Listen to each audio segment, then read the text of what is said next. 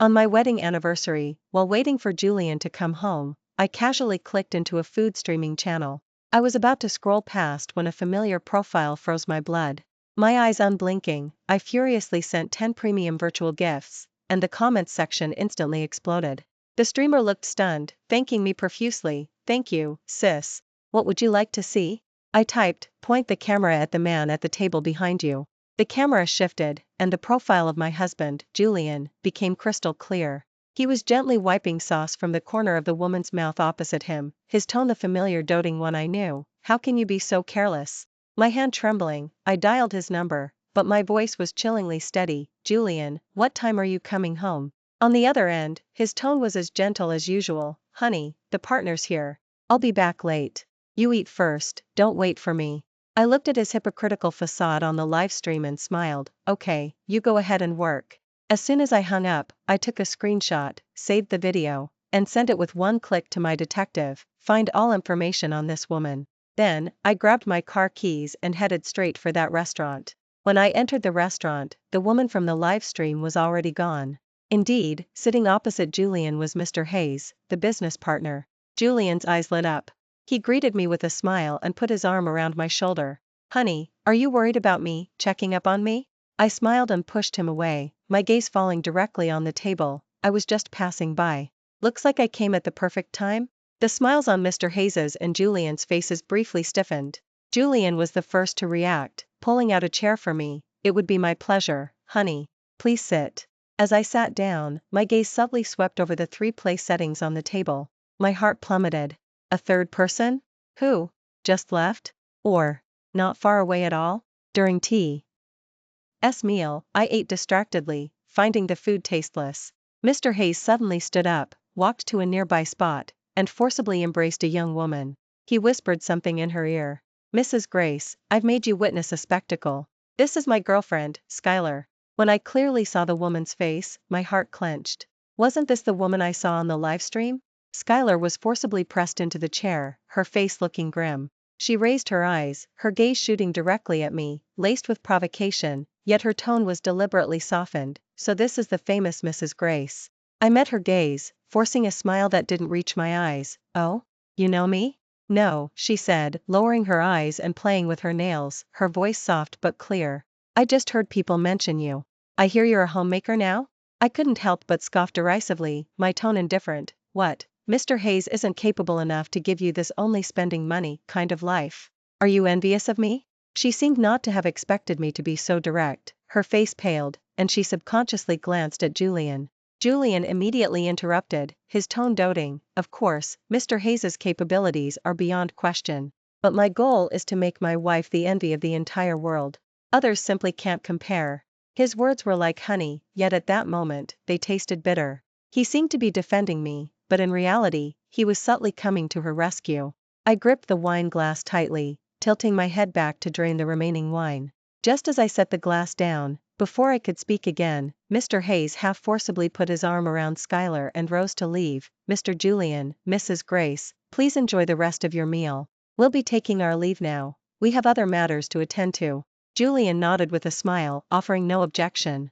I watched their retreating backs, then turned my gaze back to Julian's face. "Honey, would you like some dessert?"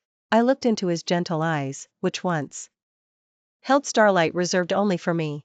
Now, they were clouded by a mist I couldn't fathom. I knew he was distracted. I picked up a napkin and wiped my mouth. "No, thank you. The taste here, it's changed a bit." Chapter 2. After arriving home, I opened all the information about Skylar in the email with trembling hands. My heart sank the moment I saw Hayes. In turn, a strong sense of foreboding choked me. Scrolling further, I saw that a month ago, she had been exceptionally promoted from intern to sales manager. This was precisely the day Julian signed the contract with Mr. Hayes. I remembered a month ago, I was nestled in his arms, curiously asking, Axton's core business has always been in the tech field.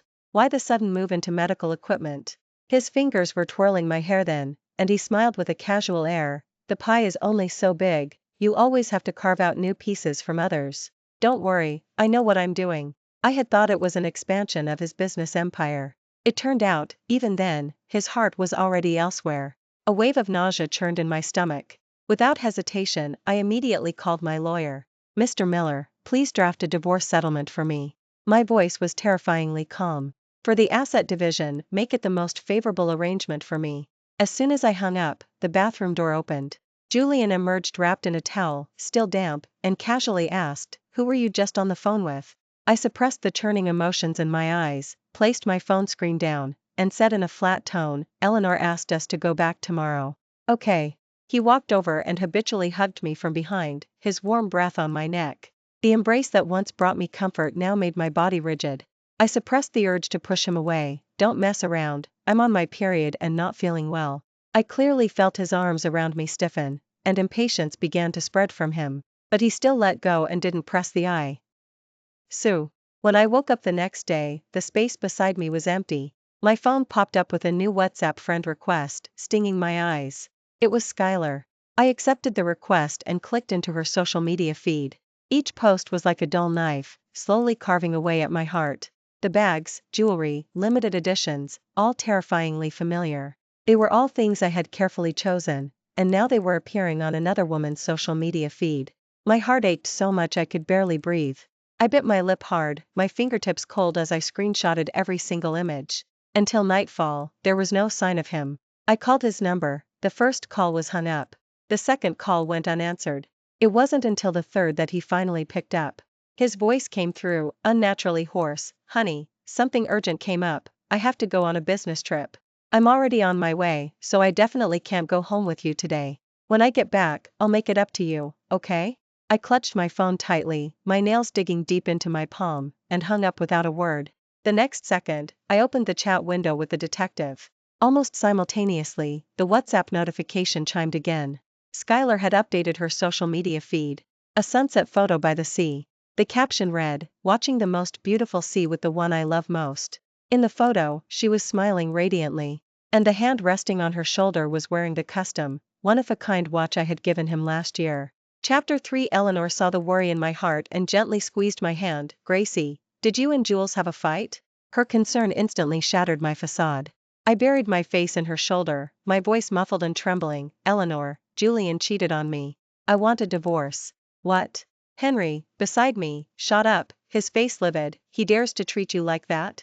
I pulled Henry back, suppressing my surging emotions. "Henry, don't be impulsive. He's not worth it.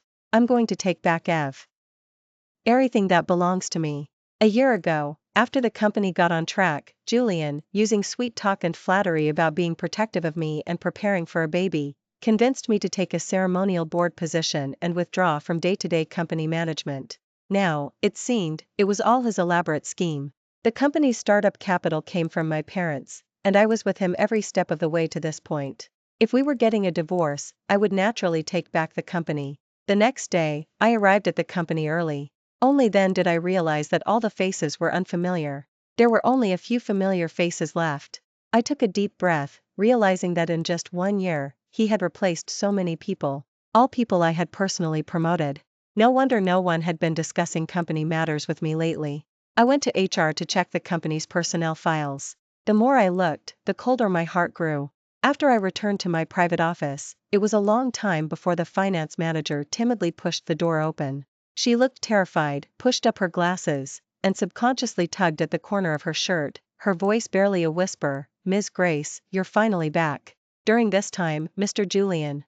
Just as she started speaking, the office door was unceremoniously pushed open. Julian stood at the doorway with a smile on his face. He walked behind me and casually rested his arm on my shoulder, an intimate gesture that stiffened my spine. "Honey, why are you suddenly at the company? You didn't even tell me in advance," he said, his tone doting. "Don't you trust your husband's capabilities?" As he spoke, the finance manager had already retreated from the office. I suppressed the urge to push him away, putting on an impeccable faint smile. "Of course not. It's just that I've been hearing some rumors lately that are quite unpleasant." "Oh? What rumors?" he asked, raising an eyebrow at me. "That you're keeping a secret lover in the company," I said, okaying him directly in the eyes, my tone nonchalant. The smile on Julian's face instantly stiffened, then quickly returned to normal. Who's spreading such rumors? Slandering my feelings for you. Honey, I love you, and you've always been the only one in my heart."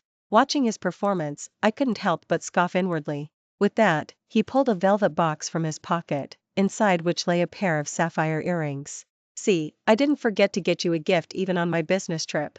These were carefully chosen by me. He picked up an earring, feigning tenderness as he reached to put them on me. Honey, shall I put them on for you? I looked at the earrings with indifference. If I hadn't already known they were merely an accessory to the extravagant necklace he bought for Skylar, I would have been fooled by his hypocritical warmth again. The moment his hand reached out, I subtly turned my head away and took the box from him. The style is lovely, but it doesn't match my outfit today. I'll wear them another time. I closed the box, my tone leaving no room for argument, then changed the subject. Julian, I'm genuinely bored staying home. After thinking about it for a long time, I've decided to come back to work at the company. No. Julian blurted it out almost instantly. Realizing his slip, he quickly softened his tone. Honey, you just focus on being beautiful. Leave the hard work of earning money to your husband. Besides, didn't we agree to take care of your health and try for a baby soon? I lowered my gaze, hiding the coldness in my eyes. It was the same old routine. Chapter 4. I smiled and stood up. I'm going home now. I'll drive you. The atmosphere between us was awkward the entire way. Julian knew I was angry and volunteered to cook dinner. Watching his busy figure, all of this once made me feel incredibly happy, but now it just felt utterly ironic. Honey, dinner's ready. As soon as I sat down, I took out my phone and snapped a picture of the dining table. I immediately posted the photo on my social media feed. Less than a minute later, Julian's phone rang. He glanced at the caller ID, his expression subtly changing, then hung up without hesitation. The person on the other end was unusually persistent. The phone rang again. I chewed my food deliberately, then looked up at him. Why aren't you answering? What if it's urgent? He forced a smile and reached over to hold my hand. We agreed tonight was our special night. Nothing, no matter how important, is more important than you. After saying that, he looked at me with an expression I knew all too well. He was waiting for me to, as usual, considerately tell him to go ahead and take care of it. I curved my eyes, smiling even sweeter than he did. Under his astonished gaze, I simply took his phone and neatly turned it off. Julian is right, no one should disturb us tonight. Julian's smile completely froze, and he remained unsettled all evening. Sure enough, late at night, I heard a rustling beside me. He thought I was asleep and carefully got up and left. I stood by the French window, watching him drive away. Before long, I received photos sent by Skylar. I saved the photos expressionlessly. In the following days, I bided my time and didn't mention returning to the company again. Until the day of the press conference where the company was signing another contract with Hayes. I meticulously dressed up, looked at myself in the mirror with satisfaction, and nodded. This was how Gracie should truly look. I arrived at the venue and stood in a corner, watching Julian, who was radiant on stage. He spoke eloquently, distinguished and elegant, having long shed the destitution of 5 years ago, and, as Hayes' collaborative representative, stood by his side in a silver mermaid gown. Anyone with eyes could see that her gown and Julian's dark blue patterned suit were couples attire from the same brand collection. They were so brazen they didn't even bother to hide it anymore. Do it. I knew that once these things were sent out, my 5-year marriage with him would be over. But I had no regrets. I wanted everyone to see how rotten Julian truly was. As my words fell, the main screen changed to a private video of Julian and Skylar. The audience gasped. People frantically pulled out their phones, snapping photos non-stop. At this point, Julian also realized something was wrong and turned to look at the video. Shut it down, now. Julian's composure completely shattered, twisting into a grotesque grimace as he roared at the backstage. The staff scrambled to cut the power. Julian tried to maintain his composure, grabbing the microphone. Ladies and gentlemen, this is slander. It's AI-generated, a despicable competitive tactic from a rival company. Don't believe it. His devoted husband persona worked its magic, and some people actually seemed to believe him, or at least were skeptical. Just as the atmosphere grew tense, I pressed the send button. I anonymously sent all the information from my phone to major media outlets. The next second, the coldness in my eyes instantly transformed into brokenness and despair, my eyes turning bloodshot. I staggered step by step onto the stage, snatched the microphone, my voice trembling but trying to maintain composure. Hello everyone, I'm Gracie. I believe my husband Julian would never. Before I could finish, someone in the audience couldn't help but shout, Ms. Jean, check the trending topics online. I dazedly pulled out my phone, my trembling fingers tapping open Twitter. Hashtag Julian cheating confirmed. Hashtag Axton Texio image collapsed. Julian, I gave you everything. Why would you do this to me? I used all my strength and slapped him hard, infusing all the accumulated grievances, anger, and betrayal into that one slap.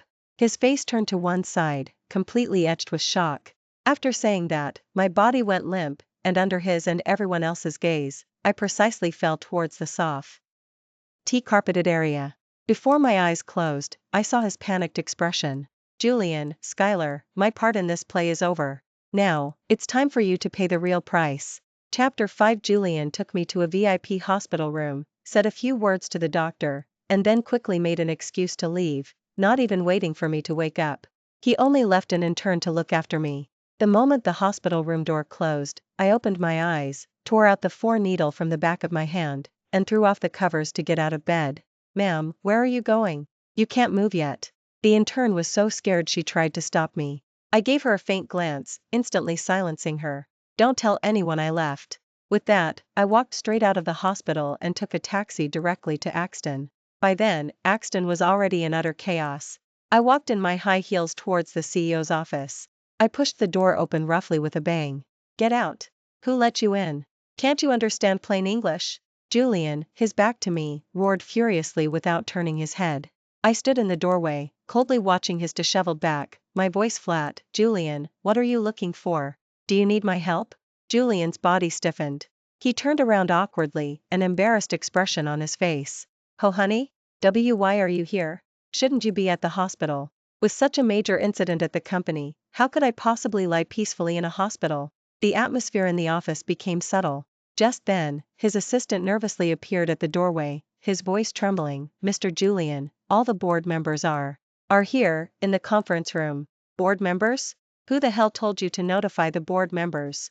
Julian shrieked exasperatedly. I smiled faintly, my voice calm. Oh, I notified them. Watching his instantly disbelieving face, I added the last sentence. With something this big, the shareholders deserve an explanation, don't they? With that, I didn't spare him another glance and turn to walk towards the conference room. Pushing open the conference room door, the atmosphere inside was heavy. All the board members' gazes simultaneously turned to me, and questions rained down. Ms. Grace, what exactly is going on? The company's image has plummeted. You must give us an explanation. Where's Julian? Let him speak. I walked expressionlessly to the only empty head seat and sat down calmly. My gaze calmly swept across the room. My voice wasn't loud, but it carried undeniable authority. I've called everyone here today to give you a clear explanation. I officially propose the immediate dismissal of Julian from all positions at Axton. And I recommend myself, Gracie, to take over as president and chairman of the company. I object. The conference room door was suddenly thrown open, and Julian appeared in the doorway, panting. He stared intently at me. Gracie has been out of core company management for a year. She's completely unfamiliar with the company's operations and future strategic plans. Board members, do you really want to choose her as the new chairman? I slowly and steadily stood up, bracing my hands on the conference table, leaning slightly forward, my gaze sweeping across each board member's face. Unfamiliar? The company's 3 largest clients? I secured them by drinking until my stomach bled. And the 2 most profitable product lines right now? I developed them, working day and night with my team. Now, besides me, I can't think of anyone else qualified to clean up this mess. Chapter 6. Just as I was about to announce myself as the new chairman, Skylar burst in. I don't agree. All the board members frowned, displeased by her intrusion. I leaned back in my chair, observing her with interest, my tone dismissive. Oh? If I'm not mistaken, Ms. Grace, your position is sales at Hayes, isn't it?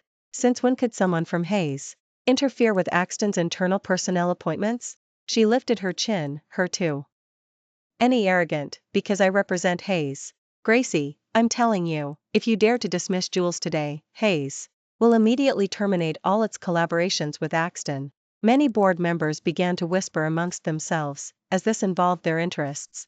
I looked at her, and couldn't help but chuckle. I slowly stood up and walked step by step towards her. Skylar, I thought you had some cunning, some brains. I never imagined you'd be this utterly stupid. What do you mean? Who are you calling stupid? Stung by my words, she instantly lost control and swung her hand towards my face. I had anticipated this and deftly stepped back. She swung too hard, her heel twisted, and she fell directly to the floor. Just then, the conference room door was pushed open again. Mr. Miller walked in, looking serious. Ms. Grace. He nodded to me, then handed me a document. I quickly scanned the key clauses, confirming they were correct. I handed the divorce settlement to Julian. Sign it. Julian's eyes were filled with disbelief as he looked at the words divorce. His voice was trembling. Honey, you want to divorce me at a time like this? What else? I said, my tone icy. Jules. Sign it, quickly. Skylar snatched the agreement from my hand, her voice urgent. If you sign, we can be together openly and honestly. Shut up. Julian violently pushed her away, then grabbed my arm, begging incoherently and humbly. Honey, I was wrong. I really know I messed up. It was all her. That slut seduced me. She set a trap for me. You're the one I've always loved. Give me another chance, just one. Seeing his expression, it was repulsive. I pried his fingers off one by one, my eyes filled with undisguised disgust. Julian, don't make me despise you even more. Signing is the last bit of dignity you have left. No, I won't sign, I won't divorce. He stumbled backward, shaking his head. You're just angry, these aren't your true feelings. Seeing this, Skylar went completely insane, screaming as she charged at me. Just then, the conference room door was pushed open again. Several police officers in uniform appeared at the conference room doorway, their expressions solemn. Who is Julian? Who is Skylar? We have received a verified report and possess conclusive evidence accusing both of you of commercial bribery, illegal appropriation of company assets, and embezzlement. Please come with us for questioning. Chapter 7. No. We didn't do anything, this is a setup. Skylar struggled, twisting her head to glare at me. Gracie, it's you. You orchestrated all of this, didn't you? Julian didn't struggle. He just stared intently at me, his eyes bloodshot. His voice was hoarse, as if he had used all his strength. When did you start suspecting me? I met his gaze, my tone calm, from the day of our 3rd wedding anniversary. You told me you had an important work engagement that night, but you were having dinner with her at a trendy restaurant. At that moment, the last light in his eyes extinguished, replaced by utter desolation. Without a word, he allowed the police to take him away. And I became the president of Axton. Julian and Mr. Hayes were each sentenced to 3 years in prison for commercial bribery and embezzlement. Skylar, as an accomplice, was sentenced to 2 years. Not long after he was imprisoned, I went to visit him. He looked haggard, having lost his former radiance. I handed him the divorce settlement. Sign it, Julian. This is the last formality between us. He clutched the receiver, his knuckles white, his eyes pleading. Gracie, I know I made a mistake, I truly do. Everything I did was because I loved you too much. I was afraid I wasn't good enough for you, that's why I lost my way. He even squeezed out 2 tears. Will you wait for me to get out, okay? We'll start over, I promise I'll spend my life making it up to you. Seeing that he was still trying to use emotional manipulation and make excuses for himself. Even at this moment, my last shred of patience ran out. Your love, it disgusts me. I coldly cut him off, put down the receiver, stood up, and left without another look at him. Finally, I successfully obtained the divorce decree through legal proceedings. 2 years later, I took Axton to the next level. At the Industry Association Awards ceremony, I met my current boyfriend, Ethan. His presence taught me that a healthy relationship is comfortable and enjoyable. That day, Ethan appeared in my office, carrying a large bouquet of white roses. He leaned against my desk, his smile warm. Ms. Grace, even someone as busy as you needs to go home, right? Don't forget, today's a big day. Only then, reminded by him, did I look up from my documents and realize it was my birthday. We walked out of the company entrance, chatting and laughing. Gracie. A familiar, deep voice sounded in my ear. The smile vanished from my face as I stared at Julian not far away. He rushed over eagerly, reaching out to grab my arm, but Ethan stepped forward and blocked him completely. Gracie, who is he? Julian's gaze fell on Ethan. I gently patted Ethan's arm to signal that I was fine, then looked directly at Julian, my tone calm. He's my boyfriend, Ethan. Boyfriend? Julian's expression instantly turned sinister. Gracie, we're not divorced yet. You're still my wife. Tell him to get lost right now. As long as you break up with him completely, I can pretend none of this ever happened. His words made me laugh out of sheer anger. Julian, did you lose your memory in prison? The prison guard should have given you our divorce decree a long time ago. We have absolutely no relationship anymore. Fake. That's fake. I didn't sign it, I don't acknowledge it, so we're still married. He shrieked hysterically, drawing curious glances from passers-by. Seeing his crazed appearance, only disgust remained in my eyes. Let's go, I said, taking Ethan's arm, turning to leave, and leaving Julian standing alone. Julian stood rigid, staring intensely at their receding figures. If I can't have her, nobody else will. Chapter 8. Julian ran up frantically, clutching a fruit knife. Die! He roared, the knife tip thrusting straight towards Ethan's heart. I instinctively turned, shielding Ethan without hesitation, using my body to block the knife Julian lunged with. Gracie! Ethan instantly reacted, pulling me tightly into his arms, pressing his hand firmly against the wound on me that was profusely bleeding. His arm trembled, and his voice held a panic I had never heard before. Julian stood frozen, staring blankly at his blood-soaked hands, his eyes now filled only with bewilderment. Gracie, I'm sorry. He was incoherent, standing before me completely at a loss. I didn't mean to hurt you. I don't know how this happened. The pain quickly blurred my consciousness. Before I passed out, I saw Ethan's anxious face. When I woke up, I was already in a hospital bed. Gracie, don't move. You just had surgery. Ethan, who was watching over me, immediately leaned in, his voice hoarse but gentle. He gave me water to drink. My voice was a bit hoarse. Where's Julian? He's in custody. This time, he won't have any more chances. Ethan's eyes hardened. From then on, I heard nothing more about Julian. Until the day of my wedding, when I received a special gift. Inside the envelope delivered by the courier was a share transfer agreement. Julian had transferred all his shares in Axton to me. A short apology letter was also enclosed. I held the letter, my heart calm and undisturbed, without a ripple of emotion. I tossed the letter into the trash, then turned my head, my gaze cutting through the crowd to land on Ethan, who was smiling at me not far away. He was sharply dressed in a suit, his eyes bright. I lifted my skirt, a smile on my face, and ran towards him. Thank you for watching today's story. If you enjoyed this video, please give it a Thursday MBS up and share it with your friends. We look forward to hearing your thoughts in the comments section. Feel free to share your opinions, and don't forget to subscribe to our channel for more exciting stories. See you next time.